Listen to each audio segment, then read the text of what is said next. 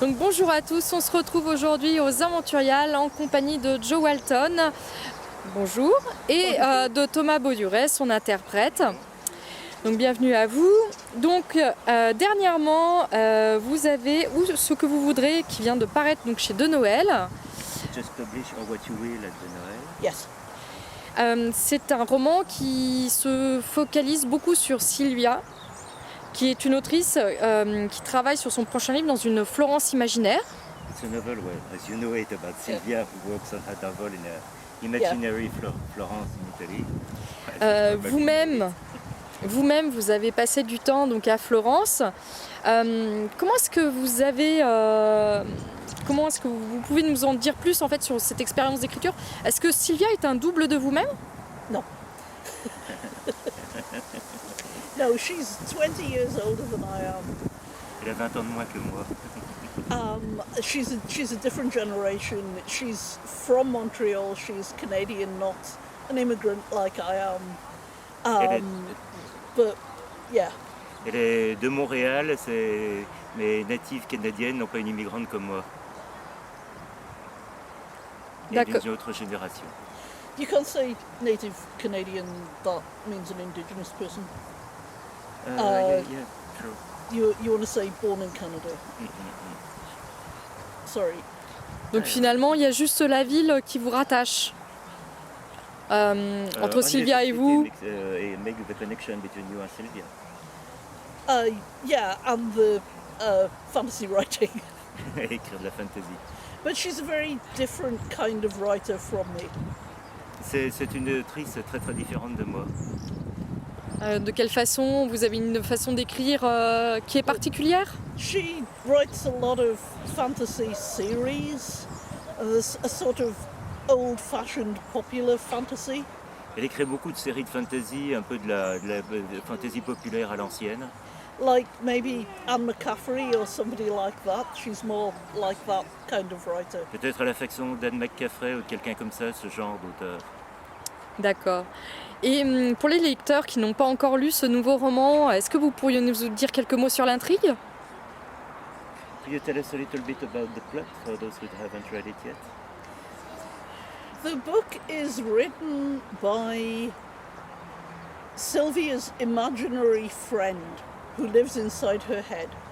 Le livre est en fait écrit par l'ami imaginaire de Sylvia, une personne qui vit à l'intérieur de sa tête. He's been a character in her books. C'est un personnage de ses romans. And he is worried about what's going to happen to him when she dies. Et il s'inquiète de savoir ce qui va lui arriver quand elle mourra. There's a series of books she wrote in imaginary Florence. Elle écrit une série de romans qui se passent dans une Florence imaginaire. In which people do not die. Où des gens ne meurent pas. And he wants to get the two of them into that world. Et il veut qu'ils entrent tous les deux dans ce monde. Pourtant, C'est l'histoire. le fait qu'il soit couché sur le papier, ça lui permet de ne pas mourir d'une certaine façon. The fact that he's on the paper, written on the paper, allows him not to die in a certain way. Yes, they discuss that. Oui, ils en parlent beaucoup. The answer to that is it allows him to die, not to die in a certain way, but books do die. If you look at the bestsellers of 100 years ago, how many of them do you know? Books do die. La réponse est oui, mais d'une certaine façon, les livres eux-mêmes meurent. Si on regarde ce qui était des grands succès il y a une centaine d'années, de combien se rappelle-t-on? Donc oui, en effet, un livre peut mourir. D'accord. Et d'ancrer votre intrigue à Florence, de faire des allers-retours entre le réel et l'imaginaire, dans une Florence où la magie existe et où personne ne meurt, quelle a été la part de documentation? Est-ce que vous avez dû faire beaucoup de recherches? Did you have to do a lot of research for that imaginary and real Florence at the same time? Honestly, I did the research for my previous book, Lent, that is Carême, which does not have a French edition. But I did the research for that book, so I already had the research ready to write Or What You Will. En fait, j'ai fait les recherches nécessaires, mais pour mon précédent roman, qui lui n'est pas traduit en français, donc ce qui fait que le travail était déjà, en tout cas de documentation, était déjà fait. Et quel est l'intérêt pour vous finalement de mêler l'historique à la réalité? What's the interest for you to switch between the historical and what's real? I think the real world grows out of history. It is informed by history. We are building the future, and every day we move into the future one day at a time, and we grow out of the past one day at a time. There's no sharp division between history and today and the future, and that's one of the things that I think is very interesting, and a lot of my books engage with that. En fait, l'histoire s'écrit au jour le jour, c'est un petit peu... nous sommes en train de construire le futur jour après jour. C'est quelque chose qui m'a toujours intéressé. Et c'est pour ça que vous avez choisi la Renaissance à Florence.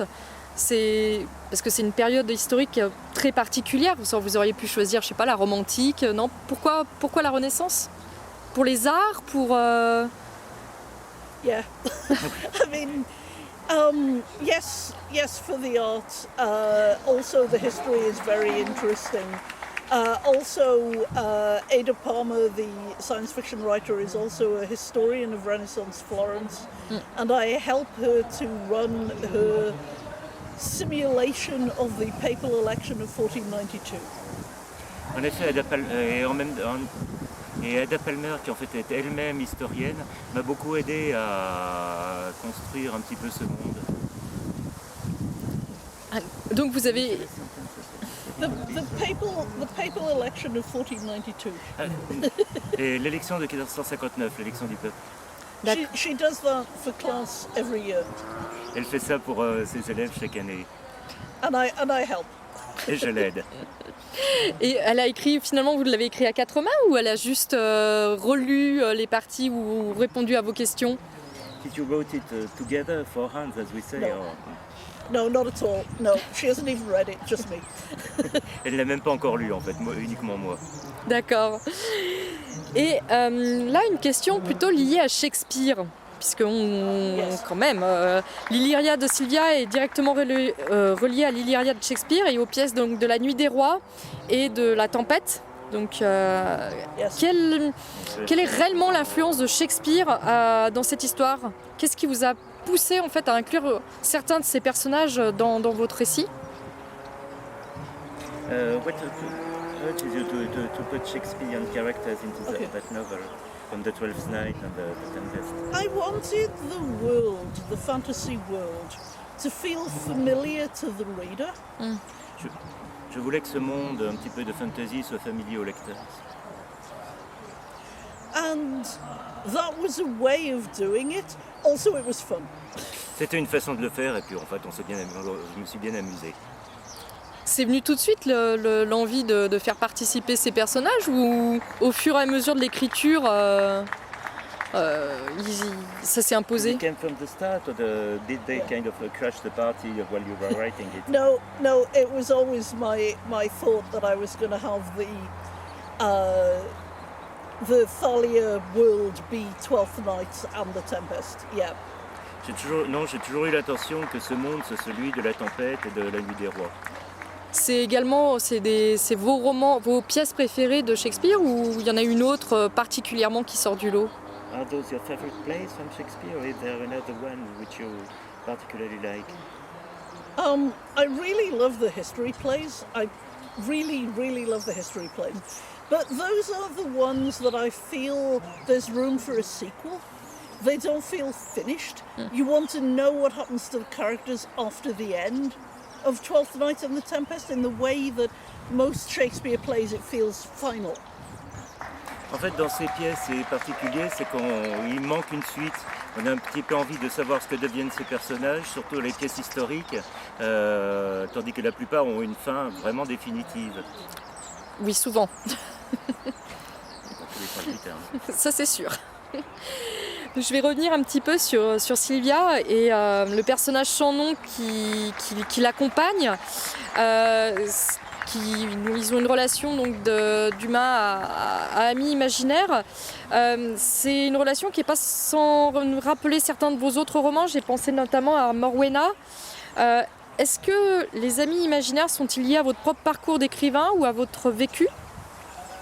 The relationship between the character reminded some other character from other story of yours. So do you have some interest in imaginary friends? Yes, I think imaginary friends are very interesting. And I think that lots of children have imaginary friends, and lots of children who have imaginary friends grow up to be writers, which is what I was doing with that. Oui, en effet, je trouve ça très intéressant et en général, les enfants qui ont des amis imaginaires, en grandissant, deviennent écrivains. Et vous aviez également donc un ami imaginaire qui était un dragon ou pas du tout? Non. Et maintenant, sur quoi travaillez-vous? Vous avez des projets en cours? Ada Palmer and I are putting together an essay collection on the craft of writing.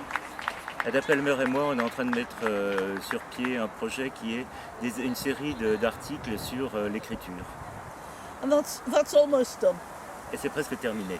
D'accord, donc c'est quoi? Ça serait des articles pour guider les nouveaux auteurs qui donnent des conseils? Is it a guide for new writers or Not really. It's a series of pieces about writing and about genre. Pas vraiment, c'est plutôt des articles qui parlent d'écriture et des différents genres. D'accord. Et ça serait publié donc sur un site ou ça sera édité? Will it be on book or is it on a It'll be a website? book. Yeah. It'll be out from tour at the end of next year or maybe early the year after. C'est l'éditeur Tor qui va le sortir.